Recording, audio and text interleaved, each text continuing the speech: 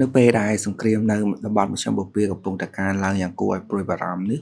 ទីក្រុងតេហ៍រ៉ង់របស់ប្រទេសអ៊ីរ៉ង់នឹងក៏បានក្លាយទៅជាគោលដៅនៃការវាយប្រហារយោធាជាបន្តបន្ទាប់ពីកងទ័ពអាកាសរបស់អ៊ីស្រាអែលដែលគាំទ្រដោយសម្ព័ន្ធមិត្តដូចជាប្រទេសសហរដ្ឋអាមេរិក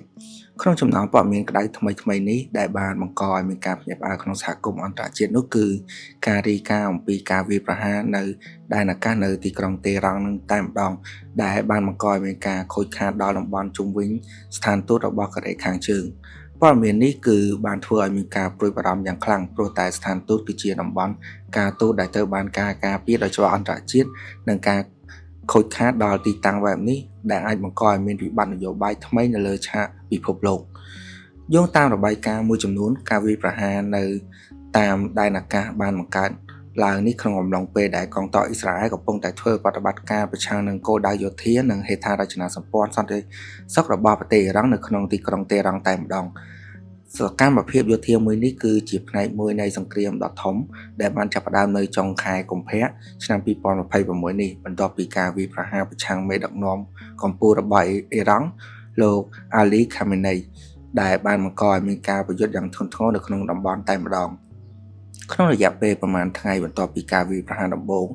ទីក្រុងតេហ៍រ៉ង់ត្រូវបានវាយប្រហារលើសពី200គោលដៅ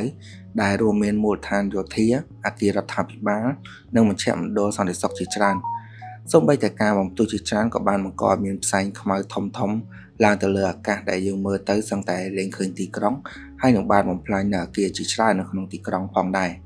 ក្នុងកំឡុងពេលនៃការវាយប្រហារទាំងនេះមានការរាយការណ៍ថាគ្រាប់មីស៊ីលឬក៏ការបំផ្ទុះមួយចំនួនបានធ្លាក់នៅជិតតំបន់ដែលមានស្ថានទូតបរទេសរួមទាំងស្ថានទូតរបស់ប្រទេសកូរ៉េខាងជើងនេះតែម្ដងប្រសិនបើការខូចខាតដល់ស្ថានទូតនេះត្រូវបានបញ្ជាក់ថាជាផ្លូវការវាអាចបង្កឲ្យមាននៅវិបត្តិនយោបាយអន្តរជាតិថ្មីព្រោះតែតាមច្បាប់អន្តរជាតិនិងអនុសញ្ញា Vienna Convention នឹងស្ថានទូតត្រូវបានចាត់ទុកថាជាទឹកដីរបស់ប្រទេសម្ចាស់ស្ថានទូតតែម្ដងហើយត្រូវបានការពារនឹងពីសកម្មភាពយោធាដូច្នេះការខូចខាតដល់ស្ថានទូតនេះគឺអាចនាំឲ្យមានការតវ៉ានយោបាយឬក៏ការតានតឹងរវាងប្រទេសដែលពាក់ព័ន្ធផងដែរដូច្នេះហើយអ្នកវិភាគនយោបាយអន្តរជាតិជាច្រើនក៏បាននិយាយបន្ថែមផងដែរថាករណីនេះក៏អាចបង្ហាញពីទំនាក់ទំនងដ៏ស្មុគស្មាញរវាងអ៊ីរ៉ង់និងកូរ៉េខាងជើងផងដែរប្រទេសទាំងពីរត្រូវបានគេជឿថាមានការសហការនៅក្នុងវិស័យយោធានិងបច្ចេកវិទ្យាមីស៊ីលជាច្រើនឆ្នាំមកហើយអ្នកជំនាញមួយចំនួនបានលើកឡើងបន្ថែមថាការវាយប្រហាររបស់អ៊ីស្រាអែលទៅលើអ៊ីរ៉ង់នេះមិនត្រឹមតែមានគោលបំណងបញ្ឈប់នៅកម្មវិធីនុយក្លេអ៊ែររបស់អ៊ីរ៉ង់តែប៉ុណ្ណោះទេប៉ុន្តែថែមទាំងមានគោលដៅនិងគោលបំណងទប់ស្កាត់ការសហការយោធារវាងអ៊ីរ៉ង់និងកូរ៉េខាងជើងផងដែរក្នុងពេលដូចគ្នានេះដែរសង្គ្រាមនេះក៏បានធ្វើឲ្យប្រទេសជាច្រើនចាប់ផ្ដើមជម្លៀសពលរដ្ឋរបស់ខ្លួនចេញពីអ៊ីរ៉ង់ដោយសារតែភាពមិនស្ថិតស្ថេរនៃស្ថានភាពសន្តិសុខនេះគឺបានបង្កឡើងកាន់តែតានតឹងឡើងការបំផ្ទុះនិងការវាយប្រហារជាបន្តបន្ទាប់បានធ្វើឲ្យប្រជាជននៅក្នុងទីក្រុងតេហ៍រ៉ង់នឹងមានការភ័យខ្លាចយ៉ាងខ្លាំងហើយ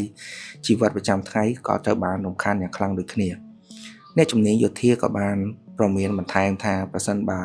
មានប្រទេសទី3ដូចជាកូរ៉េខាងជើងត្រូវបានតាក់ទាញចូលមកក្នុងចំនួននេះស្ថានភាពអាចនឹងកាន់តែស្មុគស្មាញហើយអាចនឹងនាំទៅរកវិបត្តិសេដ្ឋកិច្ចនិងវិបត្តិសន្តិសុខធំជាងមុនបន្ថែមព្រោះតែប្រទេសកូរ៉េខាងជើងនោះគឺជាប្រទេសដែលមាននុយក្លេអ៊ែរនិងមានទំនាក់ទំនងយោធាជាមួយប្រទេសមួយចំនួននៅក្នុងតំបន់សម្រាប់សហគមន៍អន្តរជាតិការខូចខាតដល់ស្ថានទូតបរទេសនៅក្នុងតំបន់សង្គ្រាមត្រូវបានចាត់ទុកថាជាការព្រួយបារម្ភយ៉ាងខ្លាំងស្រាប់ទៅហើយសម្រាប់ប្រទេសជាច្រើនបានអំពាវនាវឲ្យភាគីដែលពាក់ព័ន្ធទាំងអស់គោរពនៅច្បាប់អន្តរជាតិនិងការពារទីតាំងការទូតដើម្បីបង្ការនៅការកើនឡើងនៃវិបត្តិនយោបាយបន្ថែមសរុបមកវិញការរាយការណ៍អំពីការខូចខាតដល់ស្ថានទូតនៅប្រទេសកូរ៉េខាងជើងនេះដែលស្ថិតនៅក្នុងទីក្រុងតេហ៍រ៉ង់ប្រទេសអ៊ីរ៉ង់នេះបន្ទាប់ពីការវាយប្រហារដែនអាកាសរបស់អ៊ីស្រាអែលបានបន្ថែមនៅភាពតានតឹងថ្មីនៅក្នុងសង្គ្រាមដែលកំពុងតែកើតឡើងនៅក្នុងតំបន់មជ្ឈិមបូព៌ាទោះបីជាមានព័ត៌មានខ្លះនៅតែមិនទាន់មានការបញ្ជាក់ជាផ្លូវការពេញលេញក៏ដោយប៉ុន្តែវាបានបង្ហាញថាសង្គ្រាមនេះអាចនឹងប៉ះពាល់ដល់ប្រទេសជាច្រើនជាងមុនហើយនឹងអាចផ្លាស់ប្ដូរនៅទិសដៅនយោបាយនិងសន្តិសុខពិភពលោកក្នុងពេលអនាគតទាំងអស់នេះគឺជាអ្វីដែលយើងបាននឹងមិនទាន់ជាផ្លូវការនៅឡើយទេដូច្នេះខ្ញុំសូមអរគុណអ្នកទាំងអស់គ្នាដែលបានស្ដាប់ពីដើមដល់ចប់កុំភ្លេចជួយចុច like និង subscribe និងដាក់សញ្ញាកណ្ដឹងមកកាន់ Channel ណាបូសង្ខេបនេះដើម្បីទទួលបាននូវព័ត៌មានបន្ថែមនិងទាន់ហេតុការណ៍ អរគុណច្រើនសូមជម្រាបលា